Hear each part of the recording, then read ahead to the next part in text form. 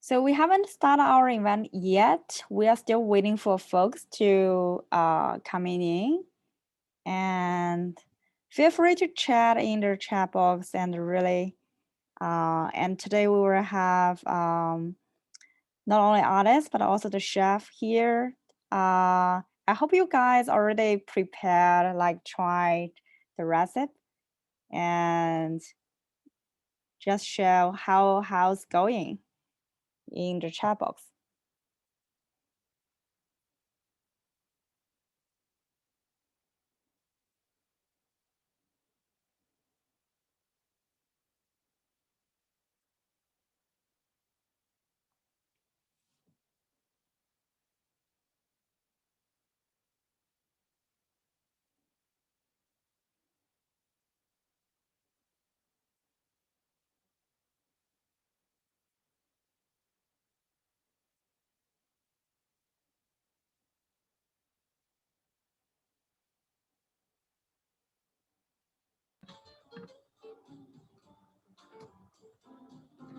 Let me get some music. Oh, thanks. Thursday live jazz.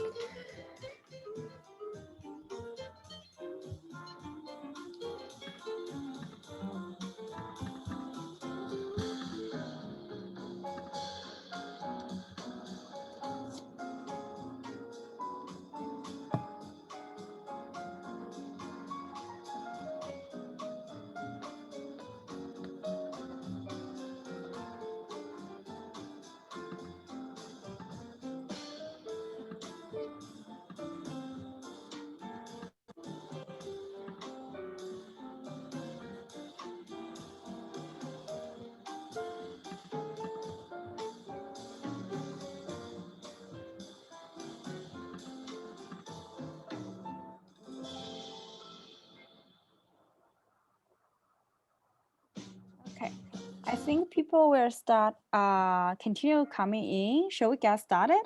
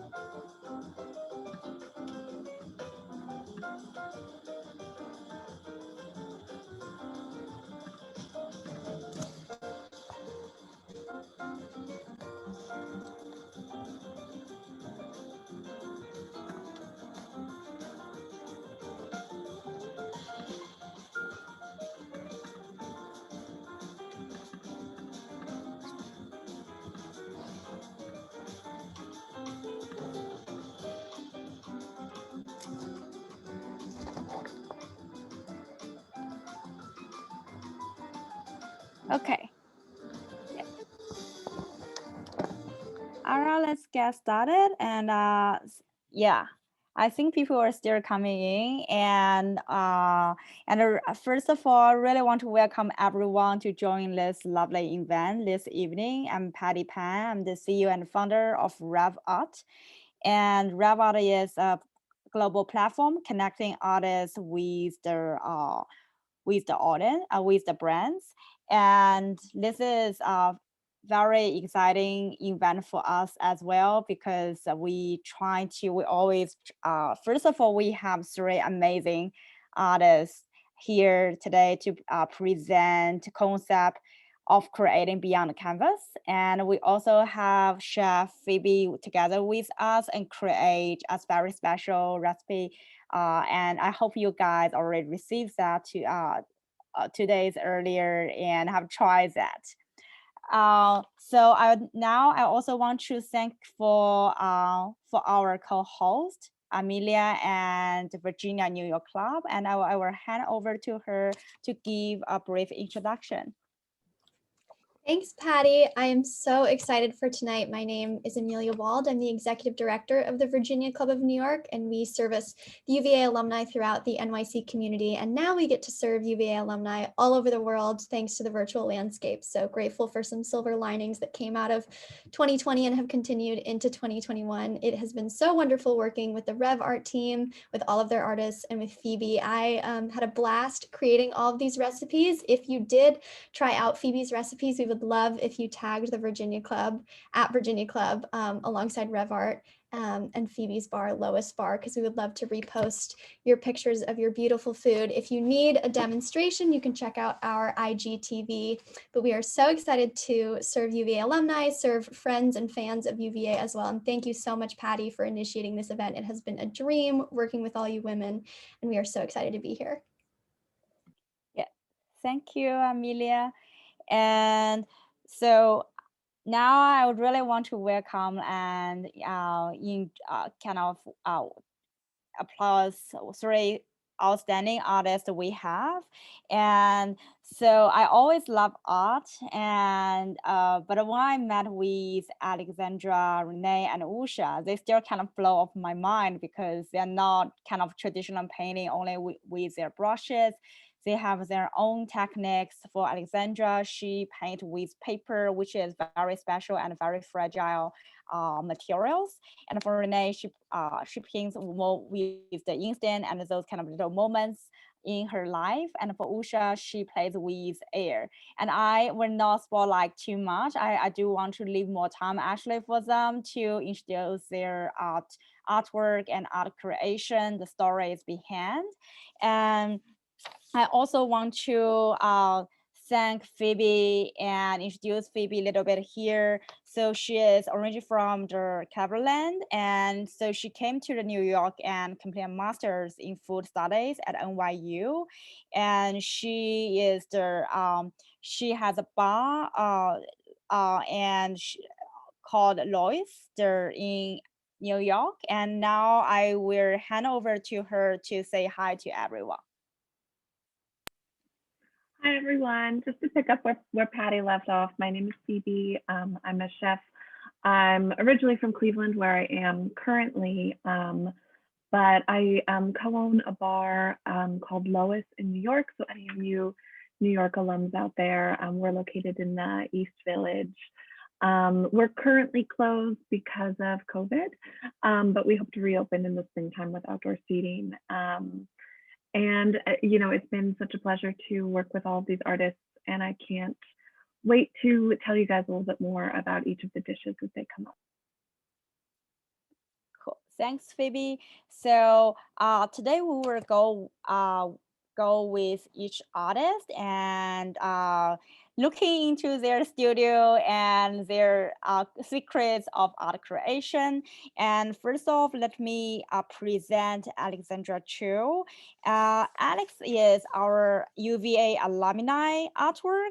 And as I mentioned, she chose one of the most common and fragile materials, paper, to create senses, but she did actually oil painting on canvas during the college on ground at the UVA. So it's quite amazing to see her transfer her skills and try different technicals. And so we create a very special, Phoebe created a very special recipe called based on her artwork across these waters. And I will let Phoebe to explain what inspires her. So just to give you guys a little bit of an introduction about what I did with each artist and how I got to these recipes, I started out just by looking at the art. Obviously, I'm looking at a picture just like you guys are. I think you know, if you're looking closely, and I'm sure Alex will talk more about this, you can see just how dynamic the piece is, and totally not done justice by a 2D picture. But I loved the picture, I loved the piece and the layering that you get from paper. And then I also read an artist statement that each artist included. So in this one particularly, Alex was speaking about her parents, or referred to her parents' experience coming to the US. And, you know, it made me think a lot about where we come from, what America means, what it means to people who come from another place, which is probably most of us, and really the immigrant experience. And I ended up settling on a cocktail called, it's very classic, called the Americano, which just, it uses all non-American ingredients, which I think is just a comment on really the thing that makes something American is really being un-American in a lot of ways. So yeah, so I'll turn it over to. Thanks, thanks, Phoebe. And now I will I will introduce Alex and let her actually to share her stories.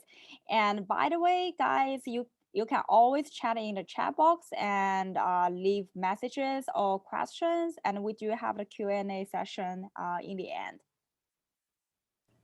Now, welcome to Alex. Hi everyone, my name's Alex Chiou, and I'm really excited to be here tonight and share my work with you. And I'm also very grateful that you all made the time to be here. In terms of understanding my work, I think a great place to start would be understanding the fact that color and nature have always been two very important themes in my pieces. And I wanted to, and nature itself has always really intrigued me because, you know, it has beauty, it has complexity, but it's also this great sense of wonder when you explore a new place. And so that's always really excited me. And I wanted to share a few early images from my time when I studied painting at UVA, just to give you some context into the foundation of my earlier works and where I am today. So this first piece here is an oil painting, and it's very much this untouched landscape, land before time sort of feel. I was very interested in this idea of a primordial landscape free of man-made structures. And moving on to the next piece, just to give you a few more examples, this piece is also very earthy. It's almost like a forest looking outward towards the light. And moving on to this last example, this is the cave. So these are very colorful, they're very organic, and very much landscape based. And after I graduated from UVA, I moved on to I moved away from oil painting really for practical reasons. I had a really small apartment, and I moved away to paper too, just because it was much easier for me to store things. And over the years, I eventually found myself working with collage. And what I loved about collage was that with painting, you can paint various layers, but with collage, you can actually feel and touch and move those layers around. And so this example is from around 2015, and it's one of the earlier collages that I did. And it may be hard to see in this photo, but there's this area in the center with those 3 yellow-orange dots, and that's a little more elevated than the rest of the piece. And I remember when I was experimenting at the time, I was thinking, what if I really, you know, I love working with collage, but what if I elevate those layers and really create more space between those layers? What would that look like? And so I was really excited by that. And we can move on to the next image. So this was one of the outcomes of that, where I was really playing with those layers, that sense of space, creating more dimension. And in this piece, you can see that the layers are really create that more pop-up effect. And so I was really excited by this. We live nature is very much in the 3D, and we live in a world with so many dimensions. So it made sense that I wanted to add more dimension to my artwork. So now we can move on to this next piece here. And I mentioned in the beginning that nature has always been really exciting to me and very inspiring. And to give you some context behind the next images that I'm about to share, when I created these pieces, I had just gone to a trip to the Joshua Tree National Park in Southern California. And for those of you that, hopefully some of you have had the great fortune of being able to visit, but for those of you that haven't, it's a really magical place. I remember when I first went, it was like being on another planet, and I had never experienced anything like it. So in these next images that I'm about to walk you through, I am really trying to capture that quiet beauty of the desert. The desert is a place that many perceive as being very barren and very, dry, and there's not a lot going on. But if you look very closely, there's a lot of subtlety, and there's a lot of quiet beauty and resilience and quiet power. And so those are the things that I'm trying to capture in these images. So in this image here, this piece is called Queen's Bouquet. This piece is very much inspired by the Cholla Cactus Garden, which is it's a part of the Joshua Tree National Park. And for those of you that are not familiar, the Cholla cactuses can grow to be very tall. So when I visited, just to give you an example, many of them were much taller than me, and I'm around 5'4". And so they can be very massive. And in this piece in front of us, I was really trying to capture that lushness and that denseness of that garden, and also the magic of the park at dusk, and that just the beautiful transition around sunset. So we can move on to the next piece. Whisper, I wanted to share this piece as well. When I created it, I was very much thinking about the rock formations and the mountains and the contours of the landscape. So the yellows, a lot of the yellows and the gold color you see in this piece are inspired by various flowers I saw during the spring bloom. And also the purples and the pinks are very much from sunset. And again, that magic golden hour. And in this piece, I was also thinking a lot, not just about that quiet beauty of Joshua Tree and that the resilience and that subtlety, but also the silence. So if you have ever found yourself immersed in nature, you can realize how calming that sense of silence can be. It's not lonely, but it's comforting, and it's very powerful.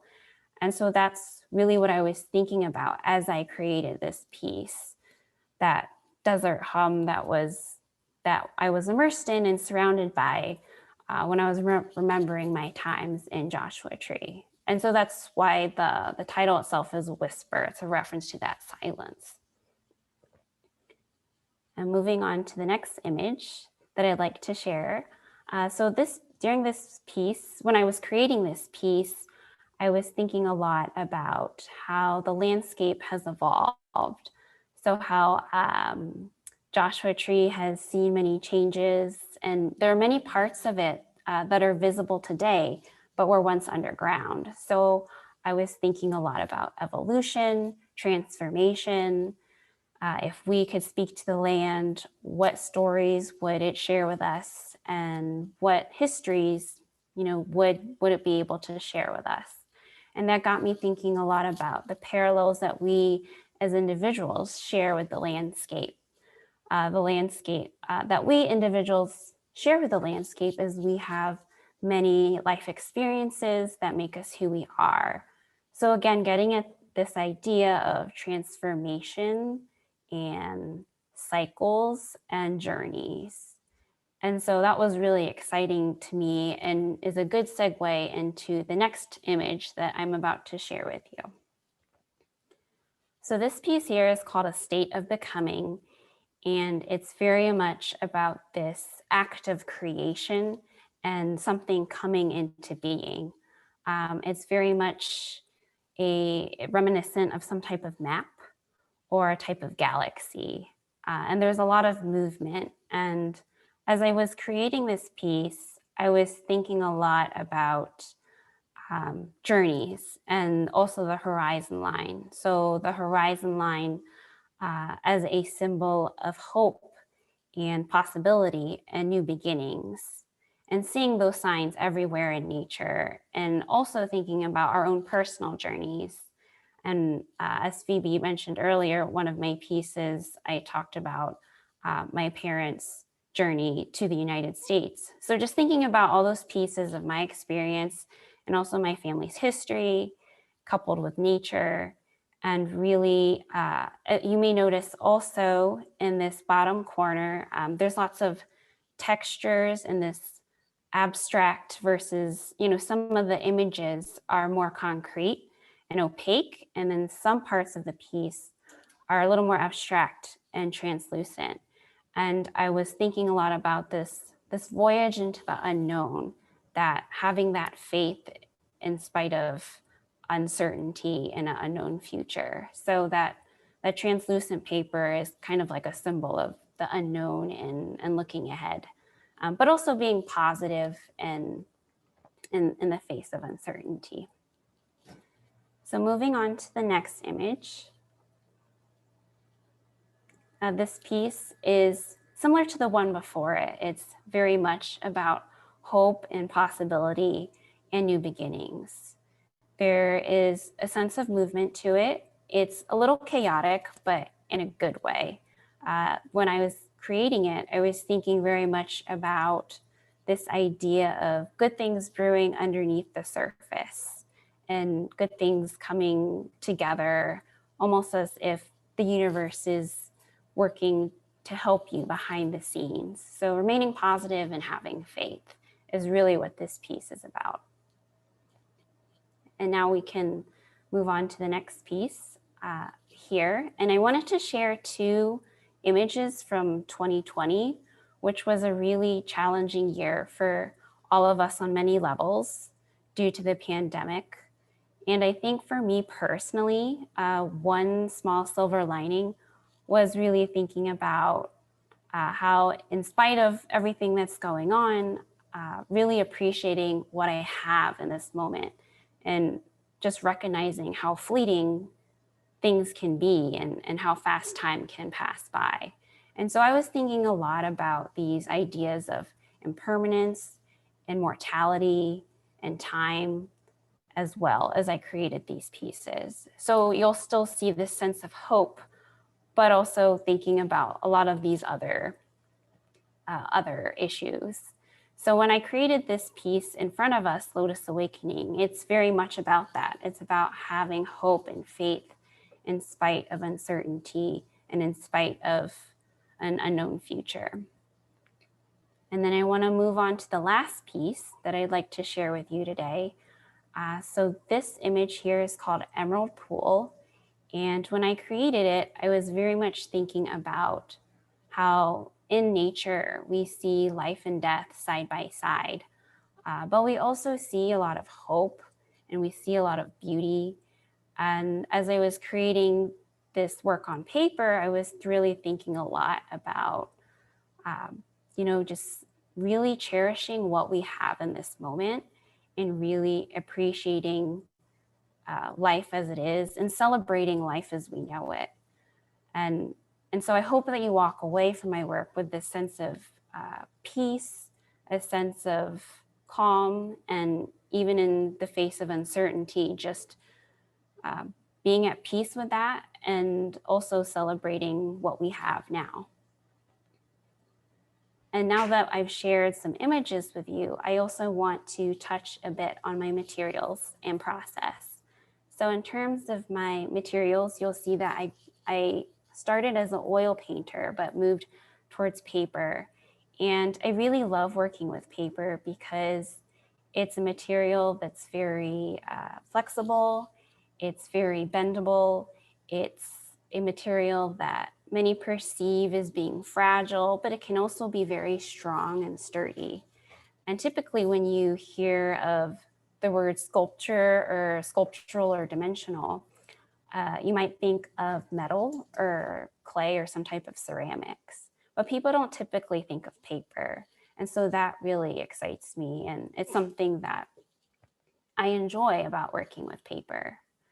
And in terms of my process, so what I do to give you a sense of how I start a piece, I will take various colors. I will paint various colors on the paper, and then I hand cut the shapes and piece them together like a puzzle. So everything is actually hand cut with an X-Acto knife to get those really intricate edges. And then once I piece it together, I like to describe my process as putting together a puzzle without knowing what the end image will be. And that process works for me because my pieces are very much a combination of drawing on experiences in nature and remnants of memory, and also bits and pieces of family history. And so my practice is very much about it's not just about that end image, but also that journey into finding that end image that I land on. So I want to thank you all for taking the time to be here. That's what I prepared for this portion of the presentation. So thanks again. Thank you, Alex. So I think actually people really love your artwork, and Joanne, yes, I also like your title, "When the Darkness at its Darkest," and it's also like one of my favorite painting of the artwork of Alexandra. And we still have like 1 minute left, so we will cover several questions. So our audience, Christina asked, so how long does it take you to make one of your large pieces? Do you have an image in mind when you start, or do you let your material speak to you first? So in regards to the first question, it really depends. It usually is a very long, drawn out process because I have other jobs that I work on during the day, and so to find time to work on art, sometimes I maybe only have half an hour to an hour a day to work on a piece. So I can be working on a piece for months, but some days I may only have 30 minutes to work on it, and some days I may have 3 hours. So it's definitely a very lengthy process. And in terms of having a final image in mind when I create it, I'd say my pieces, there's definitely some spontaneity to it, but there's also some planning. So sometimes I'll have a piece in mind and I have a sketch, but then it ends up turning out completely different. That happens probably for a lot of people. So I definitely usually like to have some idea in mind, but a lot of times it just evolves into its own thing, and I enjoy that spontaneity. Great. So we will take another question, and we will answer all the questions in the end. But for Alexandra's the part, we will take one more. So Julia actually asked a very interesting question. Say like your artwork looks very sculptural. So she asked whether you have ever thought about other materials. Collage always writes the lines between two-dimensional and three-dimensional. I also want to learn about this. That's why I put this question in front. Yeah, that's definitely an interesting question. I have worked with, there was a period where I worked with canvas, so raw cut canvas. And I was really interested in trying to create some more sculptural pieces, but painting on that raw canvas and cutting it up and bunching it up and creating texture with that.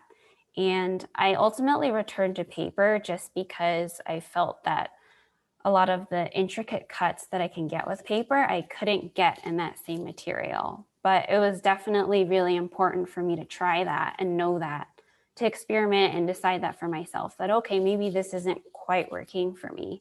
So I went back to paper. I actually also have thought about working with wood for some time. So there was a period where I was working with softwoods like basswood and using a knife to cut into that. And that was, I really enjoyed that process, but similar to working with the cut raw canvas, I found that my edges and shapes were not as intricate, and the things that I wanted to convey it wasn't quite being captured in that material. So I'm certainly open to going back to that, but I think I would probably need different types of equipment. And I'm used to working in a home studio. So versus working at a studio with larger equipment. Great. I also really like your call out about how paper is usually so fragile seeming. So that was like, that kind of answered my question for me. I was like, that's really cool because it does seem so fragile. So I love that you're also kind of breaking expectations for these kind of 3D-esque objects. It's really cool. Yeah, thanks. Thank you, Alex, and thanks, audience. And Alex will continue to answer you guys' question either in the chat box or after all the artists present their showcase. And so now let me introduce another wonderful artist, Renee. She is now based in the Bay Area now in San Francisco. And so the first time I met Renee, she explained to me like how she created her artwork like for more than half an hour. It still amazed me, and it got so many details in her painting, and I hope you guys can enjoy her artwork as well like I do. And I will hand over to Phoebe again, and Phoebe create a recipe based on the painting of voices in my head.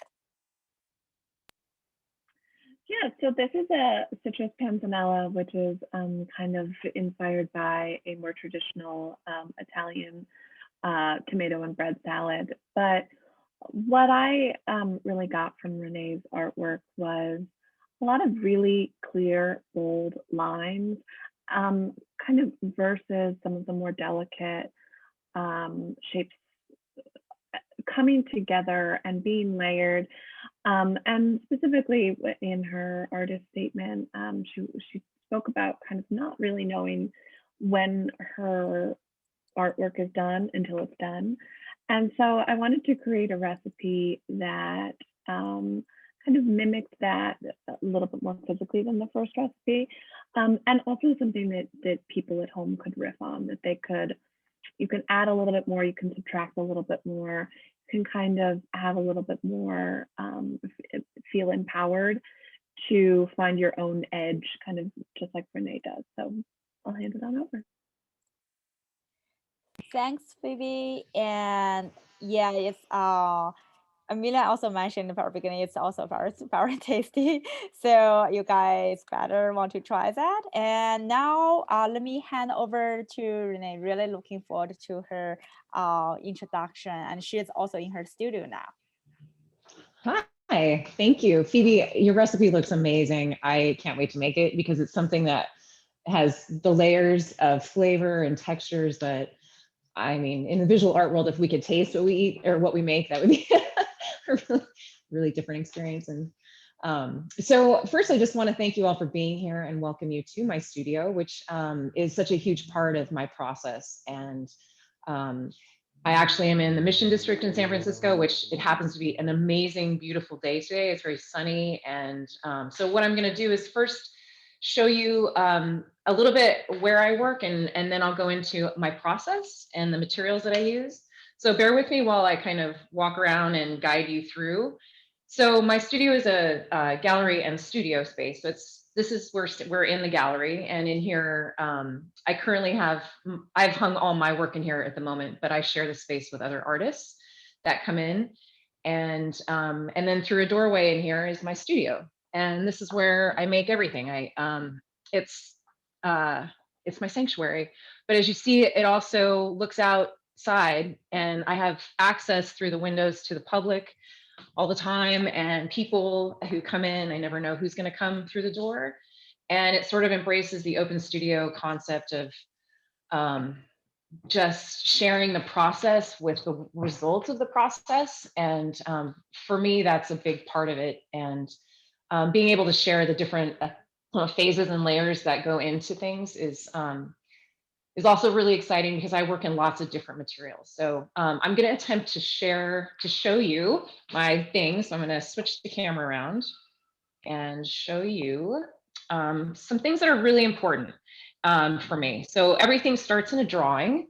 And when I draw, I actually draw in, so sketchbooks are a very individual thing for most artists. And for me, I draw one in the car and I start everything there. So I let the road or the, hold on, I just wanna make sure that I can see what I'm doing here.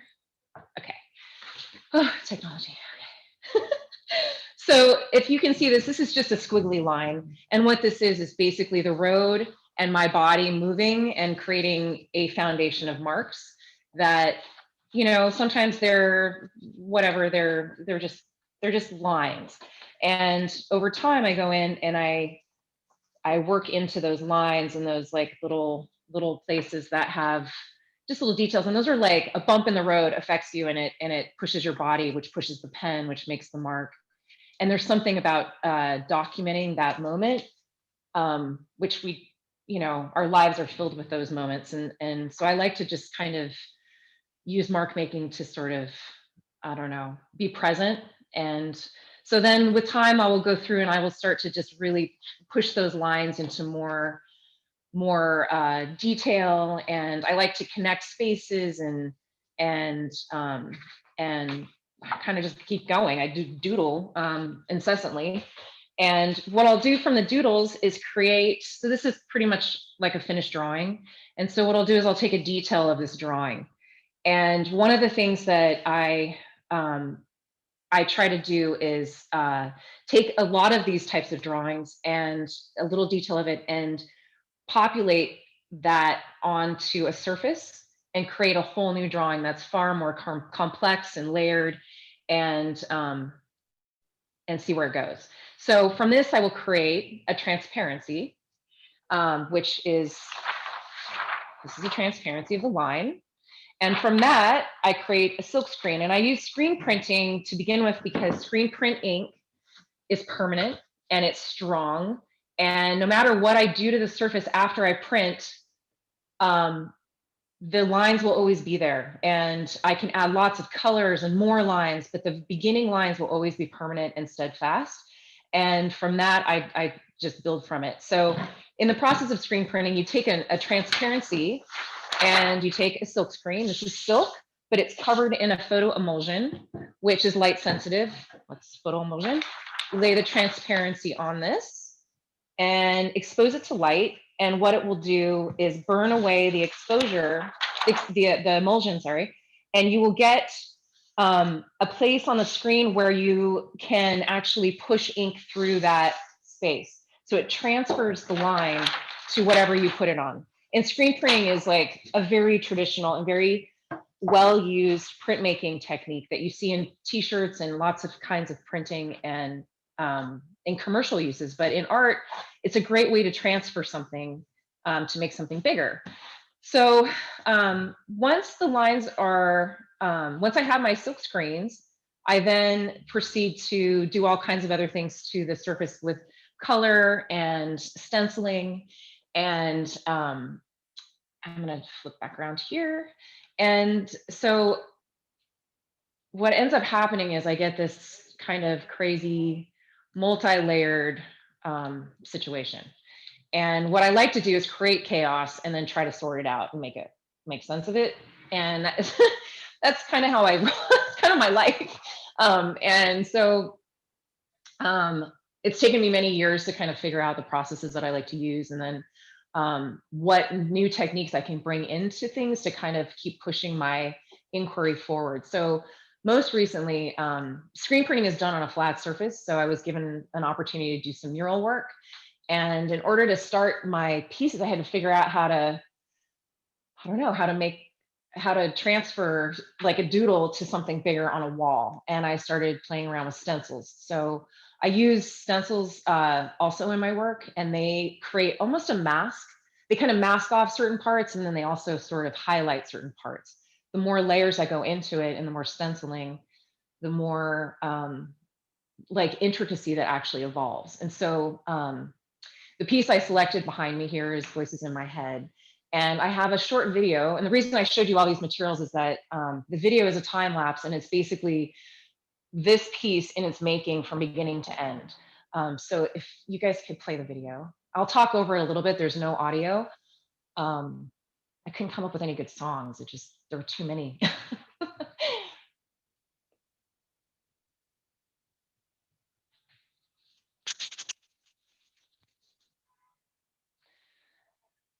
So I think a lot of times, like writers, you need a place to start. And so this is me sitting on the bus. I used to ride, my bus line stopped running during COVID. So it's impacted where I start things at. And I just sort of let my body and the pen kind of capture those moments, but also like taking note of what's going on inside the bus. I actually stopped driving a car because the stress of everything happening outside the car is just too much. And so being in the bus, it sort of calms me from the stress of outside, but inside the bus is where all the action's happening. And so I don't know, I just think it's one of those things in life that's interesting to sort of, I don't know, take note of. So this is the screen printing process. And as you see, I have this long table and it's covered with wood panels that all connect. And I just continue to go around those panels with this different screens. So there's like usually about 5 to 10 drawings that go on into one piece. And I end up with this like maze of lines that to me don't make any sense. And but they're there, and I only print in black and white, so I get this gradient that starts to also absorb some of the colors that I put in. This is the dyeing process. My colors I actually source from a recycling center and create on my own. So this is actually a series made with textile dyes and food coloring. And what happens is I let the pigments, I just put them on kind of also chaotically, and I let them sort of fuse with each other and also with the wood panel and with the ink of the screen printing. There's the screen print ink sits on the surface, so it actually picks up a lot of that color. And then I will pull those panels apart and create series. So like behind me, this is actually a set of 20, and I created 4 sets of 5. And the idea is that the beginning lines create this matrix that will forever keep those pieces connected, no matter what ends up happening and where they end up ultimately. And so you can see the dye as the background, and I go in with a gouache, which is a water-based, it's like an acrylic paint. And the residue of the dye on the surface of the panel becomes the foundation of pigment that I hand paint in. So I'll use gouache to actually stabilize the pigment and define spaces in that chaotic mess of lines to pull out a sort of composition that becomes very three-dimensional. I was a sculptor. I went to graduate school, and at the last year of my MFA, I decided that I didn't want to do sculpture anymore. I just wanted to draw, and started experimenting with mark making. This is a stenciling process, and I'm using airbrush here. So I've layered color and line, and now I've put an overlay of stencils on, which will, and like added colors. And so there ends up being this other dimension of color and gradient. And then I go back in with my hands and I hand draw and define. And I just keep going. Like I look at each piece individually as to what areas really are intriguing to me that I just want to kind of dive into and really explore further with different materials. This is, I use China markers. I try to use materials that I can get that are very accessible, like at a hardware store or like a drugstore. And this is again just going over and over with line. And what ends up happening is the first layer of screen print ink over time actually ends up rising and becoming exposed on the surface, because the texture of the ink and the pigments and each of these things leaves a very fine residue that builds up, and it actually become pretty dimensional. After working with them flat, I'll bring them back on the wall. And again, like, I don't know, just kind of figure out what's going on. I think I got to a point with this where I didn't see any definition. And so I had just found this incredible black charcoal that is like, it's just like you just picked it up out of like a fire, and just it is really amazing and delicious. And it works really well with China markers and graffiti pens and stencil, like different kinds of pigments that I use. And so that was it. So it's like voices in my head. So the piece is really about letting intuition drive where things go and not having a plan.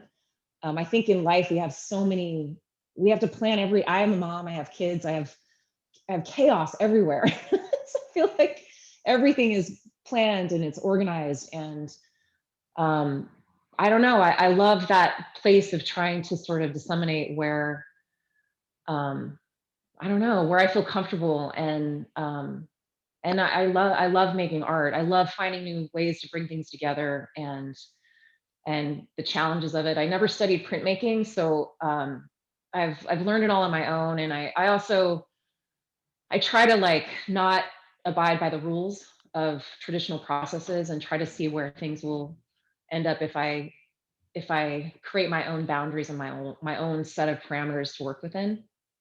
So I'm going to show you one piece. This is a series that I've been working on since COVID. And because of COVID, I started stenciling, using my stencil work, but actually creating these circles that are like spheres. I look at them like they're these, I just hung these and they're all crooked. And like thinking about the earth and the environment that we're in, and with COVID and all of the things that we're doing that are affecting the planet that we live on, that we need to survive in. And so I used the stencils and I've just sort of been implementing these spheres into all the new series that I'm working on. This particular set, it's a set of 10 18-inch panels, but I've left them in a different, I usually don't leave any of these marks left. But for some reason, this set, I love seeing the history of the unfinished, because I think it really, I don't know, there's this history that is really important, and it really drives where everything ended up. And I think right now, especially in being an artist in this paradigm of life that we live in, I love the idea of having that evidence of where things were, and like not forgetting how it started. And so that's pretty much my thing. I work in everything. I work in paper. I emboss paper with the same stuff. I stencil it and print it, and then I push it really far. I'll actually use a printmaking press, and use the press to actually shape the paper into the line. So I'll just show you. Hang on. So this is a plate that would be used for in printmaking. And it's very textural. It's actually the negative space of this drawing. There's another, it's a double-sided plate. So this has been carved with the grooves. And something about printmaking that I love is the impression on the paper. You know, like if it's an engraving or a lithograph, there's usually a square impression of the plate. So I wanted to take that impression and turn it into a line drawing. And so I have been working from these two line drawings for some years now. And what happens is the paper, you soak the paper, and then you can put it on this plate, put it in the press. It's like a steamroller. And it basically pushes the paper into the grooves. So the paper ends up with this really beautiful relief quality that can, and like Alex had said, paper is a very strong, resilient material. It's a lot like clay. You can push it to new realms. You can get it wet. You can get it dry. You can push it into textures, and it will still, the fibers of the paper will still kind of hold their own sometimes, usually, if you use the right paper. And so this is another place where I'm exploring, and I've been working for years too. And yeah, I mean, I could go on for hours. I have all kinds of things I do. Yeah, and so Renee, we do have some interesting questions from the audience. Okay. And Okay. so Kristen actually asked, what kind of materials do you want to explore next? Oh, okay, this is a good one. So I actually have a really fantastic opportunity. I have two fantastic opportunities coming up. One is a multidisciplinary one where I'm going to collaborate with a dance company and do a series of pieces based on our senses. And the first one being breath. Not that breath is really a sense, but it is part of our, it helps us smell, it helps us taste. It's also an intimate experience, and it's something that we're deprived of right now.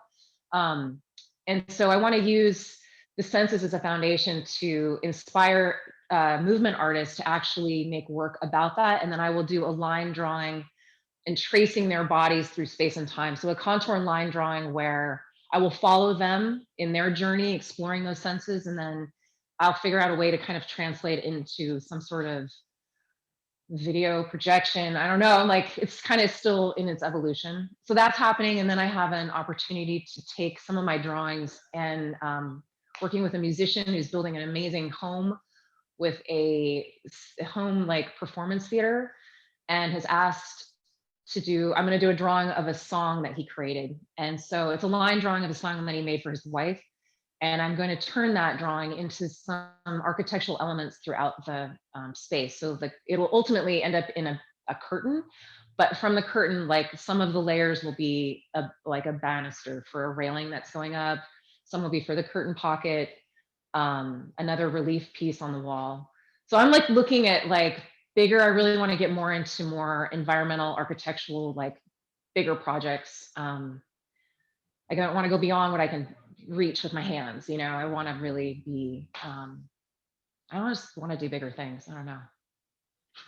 That sounds amazing. I'm really looking forward to that. It's also the first time actually I heard this great news from you. So where it's all happening every day is a new day. I know. It's so amazing. We also have another interesting question. Do you ever return to pieces several years later just to add additional layers? Oh my God, yes. Where are they? Oh, I think I tucked them away. Well, actually, so this piece on the wall behind me, these are doors, hollow core doors. And they are 24 inches wide by 80 inches, is standard door height, but I have 12 of them. And they we started as work tables, but then they actually, over about, I don't know, 4 years, I've been adding stenciling, I've been practicing like mural work on these, and I finally finished them. They're on my website. It's called a path's journey, but it's really about the length of time it takes to develop a process is really long. It's taken me 15 years to figure out how to layer these things in the order of operations to make them do what I want them to do. And so sometimes I'll look at it, if a piece is sitting around, and I will probably do something to it. So I try to get as much out somewhere else. Yeah. Wonderful, wonderful. That's I think it perfectly explains art has life and it evolves somehow by itself. And because so we do have like one more question, but that we will leave in the end. And dear audience, just point your questions to Renee. We will answer everyone's questions, and if you have more specific for her process and pieces, just drop a line in the chat box. Thanks, Renee. Thank you. Again. Yeah. So now we will introduce our last artist today. Is Usha. Usha is also based in San Francisco now. And so she is influenced by her culture where she was born in India. And so all her painting is very colorful, and the secret behind those colors, waves, movements is the air. And so before we officially introduce Usha and begin her showcase, I will hand over to Phoebe again to explain her inspiration out of the Yarrow number 4. Thanks, Patty. So this last dish is a malfatti, which is a kind of like a gnocchi-like similar dumpling.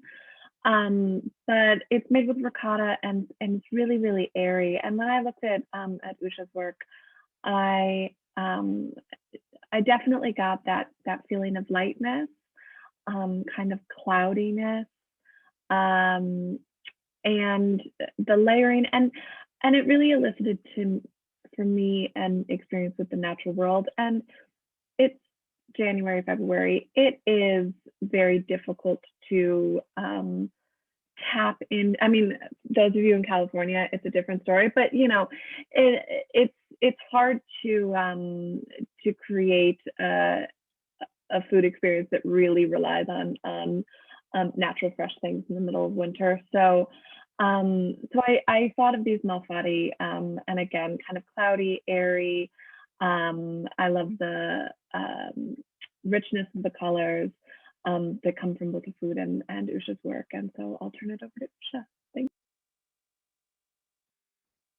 Yeah, last and not thanks, Phoebe. And last but not the least, let's welcome Usha.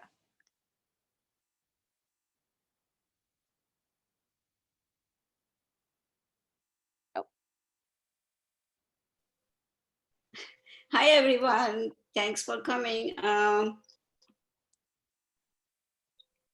Can you see me? Yeah. Yes. So thanks for coming. And I can't believe, who would have thought I would be presenting on Zoom to my global audience, like my parents and my sister and my brother and my friends from all over the world are watching me. So thank you all for coming. I am an abstract painter and my work is inspired by nature. And you would say, what's the big deal? Nature, everybody is inspired by nature. But I have my own interpretation of nature. I see nature as hues and texture. I see shapes and colors move around with air. So one time my professor said in my pleiner, when he saw my pleiner painting, he's like, what are these blobs of color? And they are not like blurred. And I said, this is my eyesight. This is how I see this is how I see nature. And he said, just keep doing whatever you do. So my paintings are representation of my inner subconscious and my outer landscape. I see nature as pure, warm, cool. This is like, I'm so mesmerized when I'm outdoors. My paintings are pure, ethereal, and cosmic, and I have no physical references. So I was born and brought up in India. When I was a little girl, I used to go to my grandparents' house in countryside India, and that left a big impact on me. I used to absorb all these colorful countryside because my parents come from rural India, and every summers we used to visit, and I was like kind of like absorbing all that.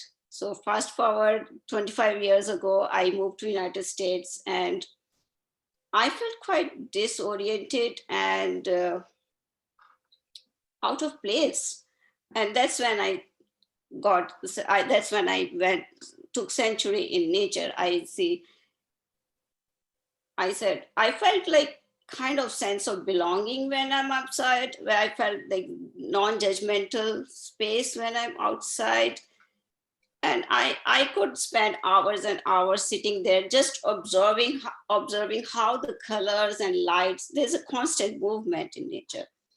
So fast forward, in 2005, I went to Paris with my family. And of course, we went to Louvre Museum, and I had this overload of art. I had never seen so much art in my life, and I could not take it anymore. I didn't know what was happening to me. Like, my head started spinning. And then later in the evening, one day, I saw these artists working by the riverside, and that something moved inside me, and I thought, okay, I might become a professional artist. And that's when I bought my first fine art from a working artist, and I thought, okay, this is I might do.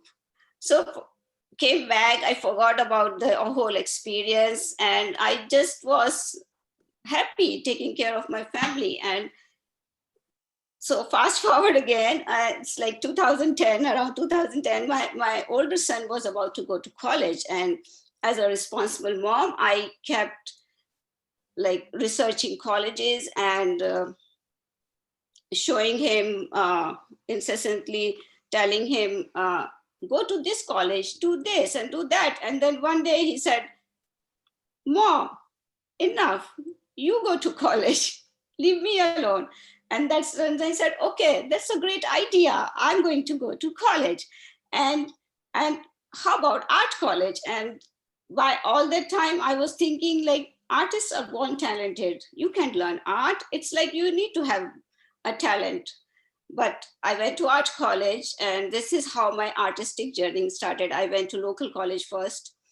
And after 2 years, my professor encouraged me that I should go for higher studies. I should do my MFA. And here I am in front of my husband. And I said, I want to go to Academy of Art University in San Francisco. And he said, you're kidding, right?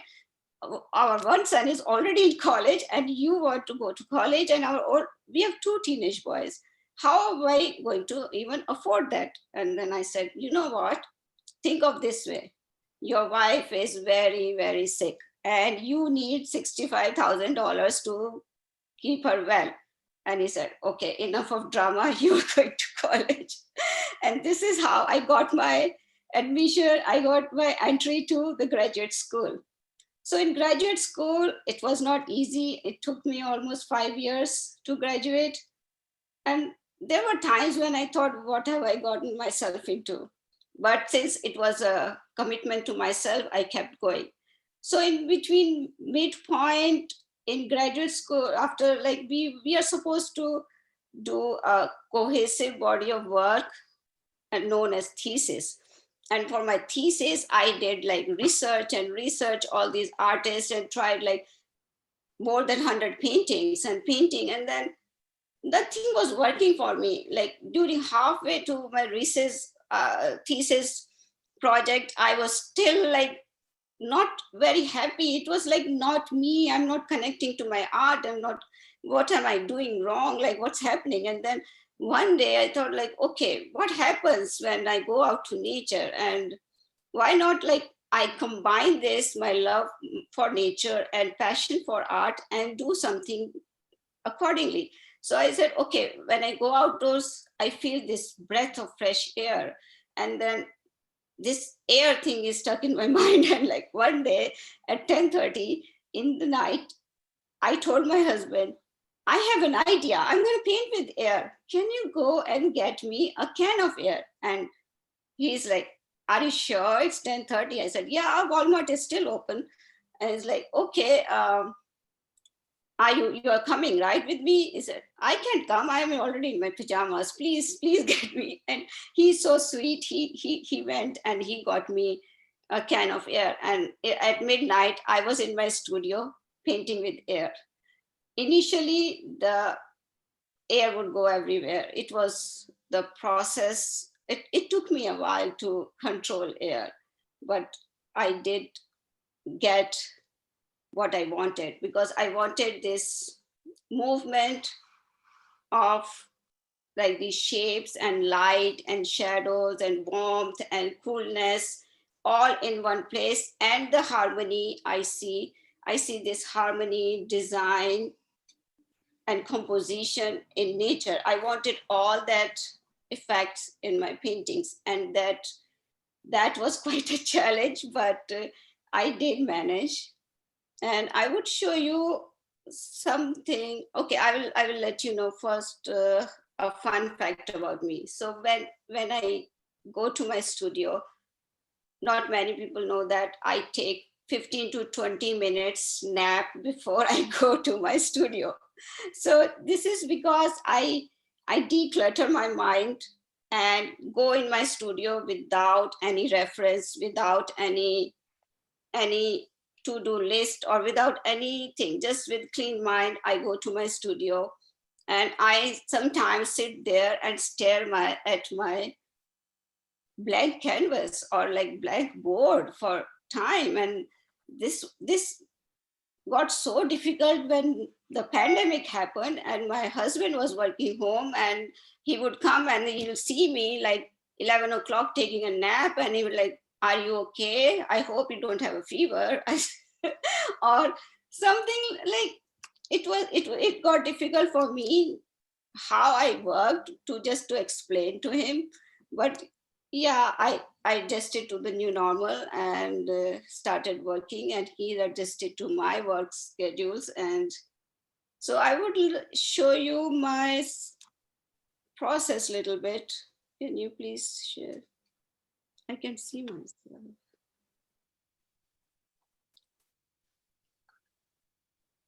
So this is a small process video I made of myself.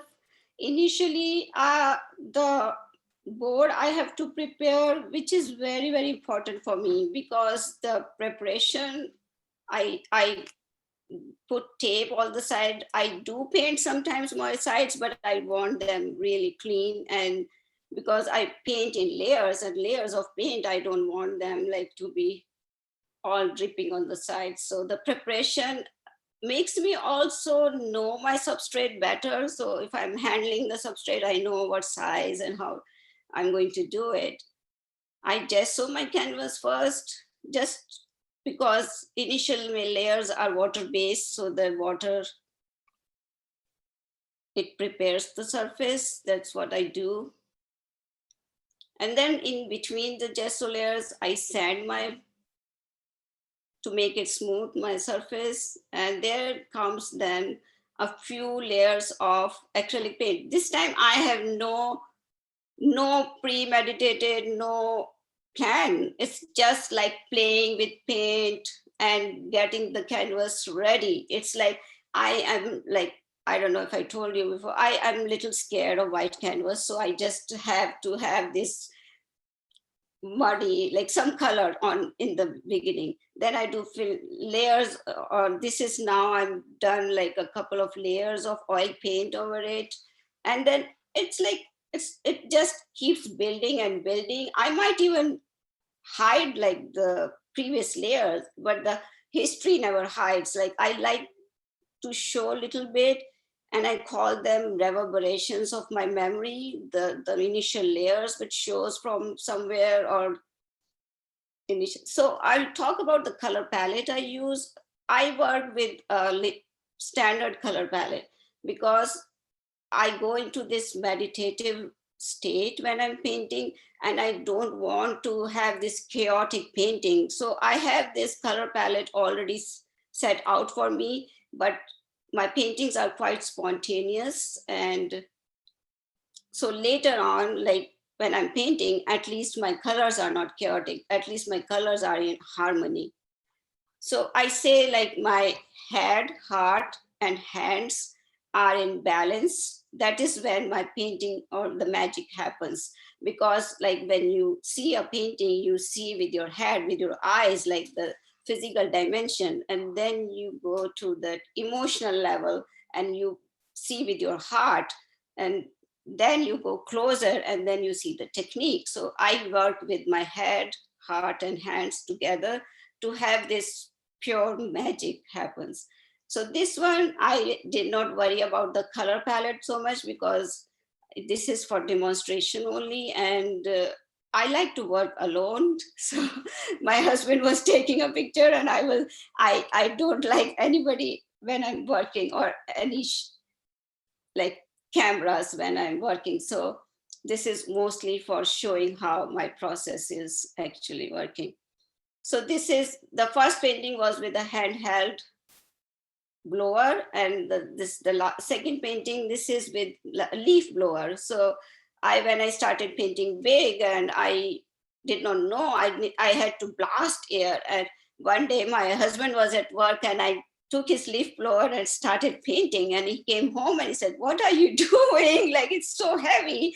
And then he got me a small leaf blower, and this is how I came up with the leaf blower. And initially everything would fly off, all the paint, there would be paint everywhere, and it used to be a mess. But I learned, eventually I learned to control air. And then as you can see, I don't think I can achieve these kind of effects if I'm painting with a brush, because this is the air that moves out, the air that's in nature that have this constant movement, and it moves the light, the shadow, And that I think that effect can only be achieved with air. So I'm so glad I had this breakthrough or I got this idea of painting with air.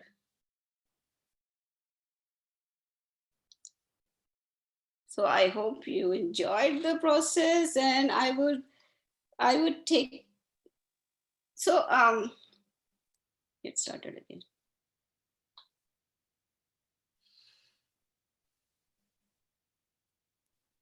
I would take some questions now. Yeah. So Usha, really, I really like. Actually, it's also the first time I see like like the whole video, seeing like how you paint your painting. And another fun factor with Usha is she always sign on the back of her painting, because she don't want to anything to kind of this kind of distract people from their color and those waves. Yeah, we have a question here from Christine. So she asked her, have you ever thought about working with fashion designers? And she really wants to, to wear your paintings. Oh, yes, actually, I always wanted to be a fashion designer from my early childhood. And I do, I'm not a fashion designer, but I did work with a company and I have a dress made out of my paintings. And that's my project, yes, agenda for future.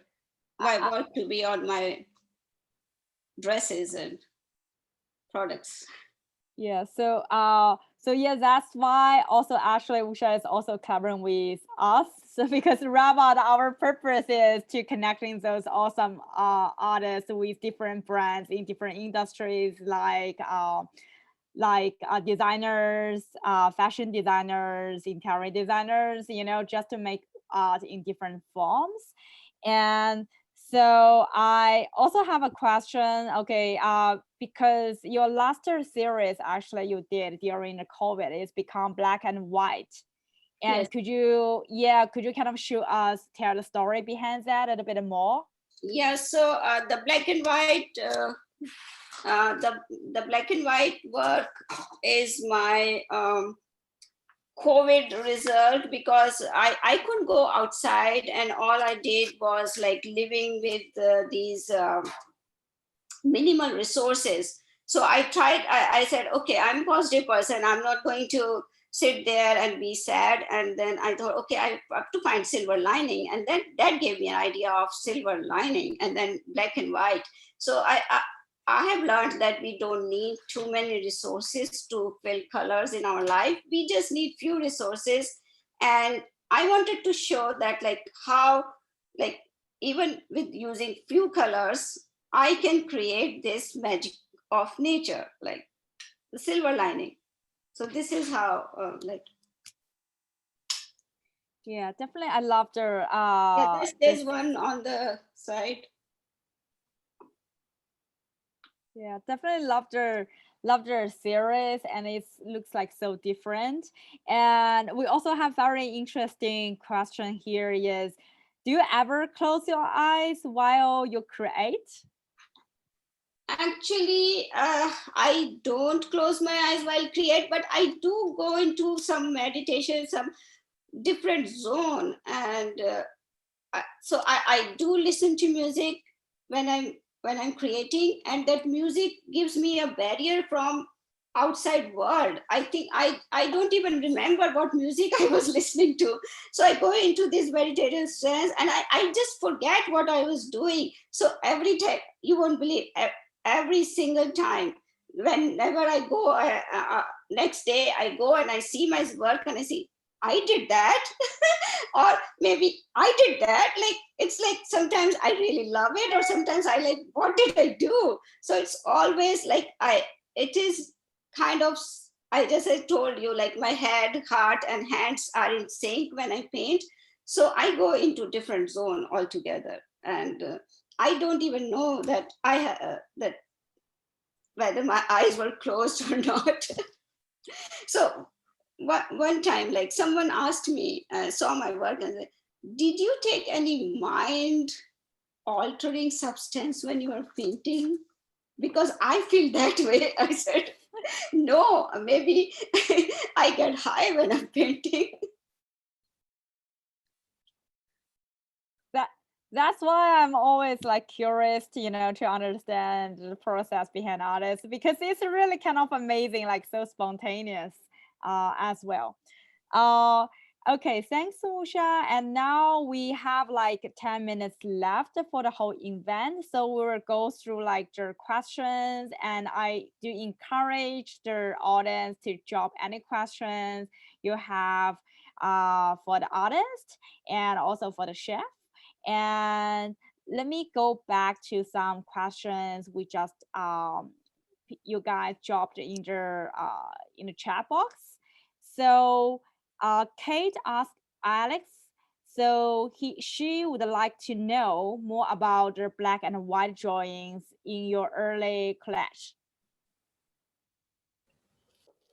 So there was a period in school when I was at UVA actually, where I was doing a lot of black and white drawing and working with pen and ink. And that somehow, it's funny because I was actually doing that at the time that I was taking a drawing class, and my teacher was doing a session on cut paper, like working with cut paper. And at the time, I was really frustrated with it because it was my first time working with an X-Acto knife. And I thought, oh, it requires a lot of patience and it doesn't seem to be to come naturally at the time. But pen and ink was something that I felt was really enjoyed doing. And so it's kind of funny that now I'm working with cut paper after that whole experience. But I had a series of drawings, and I ultimately returned back to color because it's really after doing some experimentation with just black and white, because when I go outside or when I respond to things, color is so important to me. But I actually save a lot of the older pieces that I work on, and so that particular collage was crafted from various pieces of art, so some color and some pen and ink, and putting it together. And that also stems from the fact that I'm mindful of the fact that I use a lot of paper and materials. And so I just want to be sensitive to that. And also, I really enjoy this idea of repurposing things, and it's really aligned with that, my interest in transformation and cycles. Cool, interesting. And so we also have a question regarding the nature, and I really want to ask three artists we have today, because nature and environment somehow all inspires you.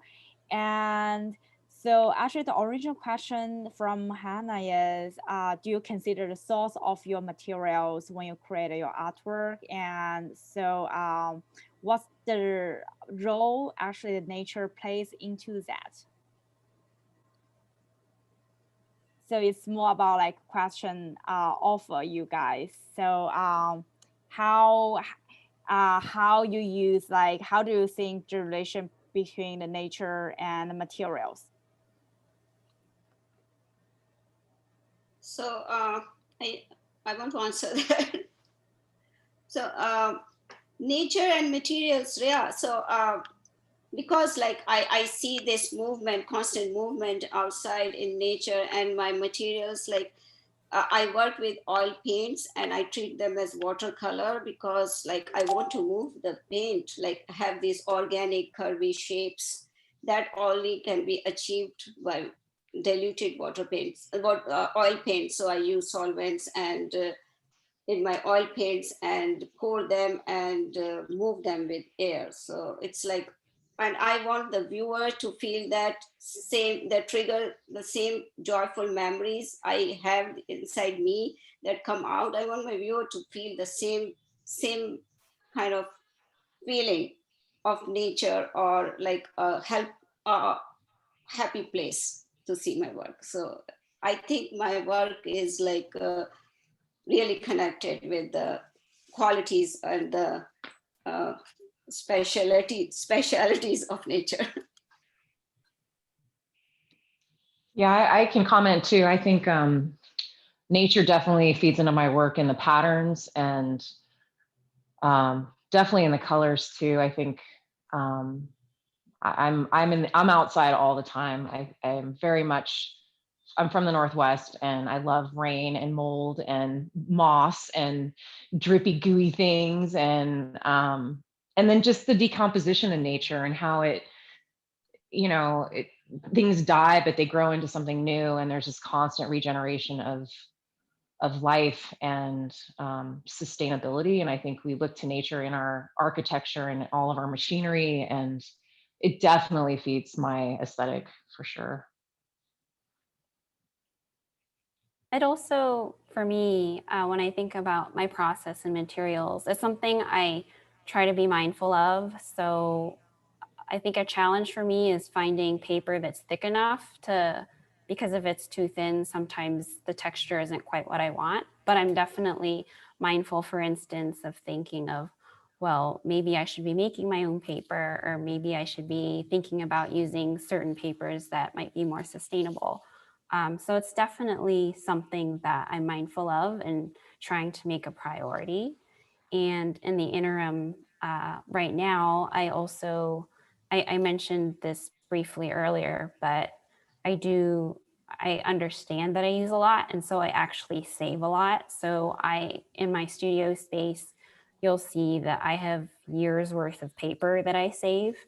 And I find a use for everything that I save. And sometimes I even will deconstruct an older painting that I'm not, doesn't feel quite complete to me. I'll deconstruct it and I'll put it away. And then a year later, I'll find a place for it in a new painting that I'm working on. So that's my way of trying to repurpose and reuse and also find a new life for some pre-existing materials. Nice. Really, really like how different approaches you're dealing with the inspiration and also different materials. We got another interesting question from Noah to Renee. Do you worry about the durability and permanence of the artworks when working with recycled or more accessible materials? Oh, absolutely. I definitely do, but I seal everything in a UV protectant. I found some actually like non-vinyl sealants that can keep things really preserved. You know, the textile dyes are fragile. However, I think, you know, working them into other paints that have a little more sustainability to them is really important.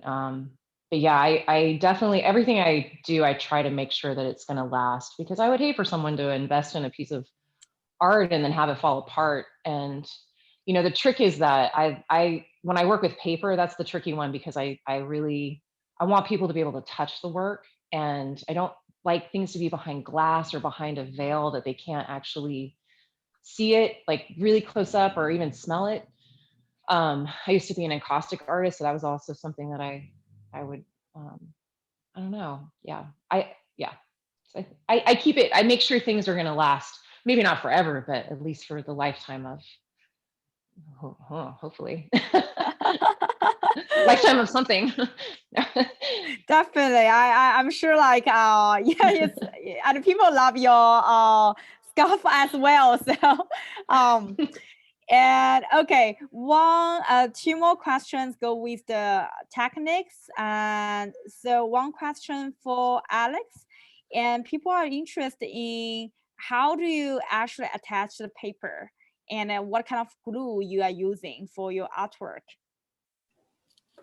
So when I'm creating the various layers of the paper, to get that dimension, I actually use folded paper. So that's how you get the different layers and the different spacing between the various pieces. And in terms of the glue that I just use a pH neutral glue at the store. It's a glue that's, good for bookbinding. And that's how I adhere everything together. So when I do my pieces, sometimes I have so many little pieces that I need to adhere. So I'll do my shake test and make sure everything's, completed and adhered together. And that's my process. Interesting. Yeah, I think many people really really want to to learn how to, maybe they were also try creating art, and I see some audiences, they were going to the art school as well. It's kind of biggest learning of the day.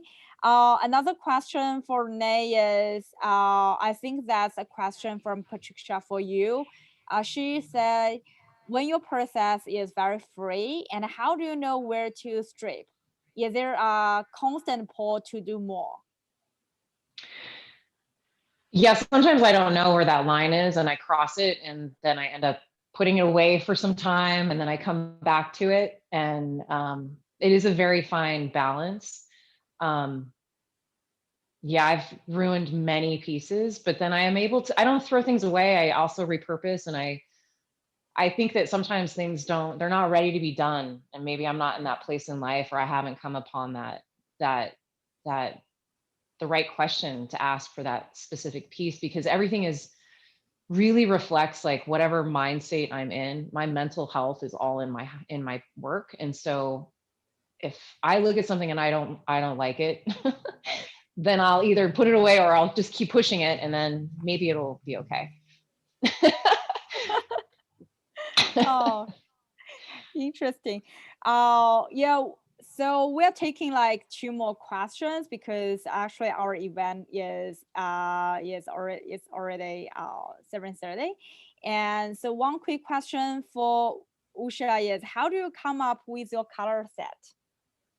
So my color palette is all derived from nature. And when I go, I see this harmony of colors, like warm colors with cool shadows and cool colors with warm shadows. And you might see nature is so colorful, but it has this perfect harmony of design and color. I'm so mesmerized and intrigued how much we can get from nature. So that is what I do. I take a lot of pictures and I come home, and they're not references, but then I just study them very closely, that why did I like this, or what was the texture, or what was the colors like that intrigued me, and that I keep absorbing, and that comes out when I paint. And then definitely my childhood colors that I have imbibed in myself, or my childhood plays a lot of role in my colors, like because they are like kind of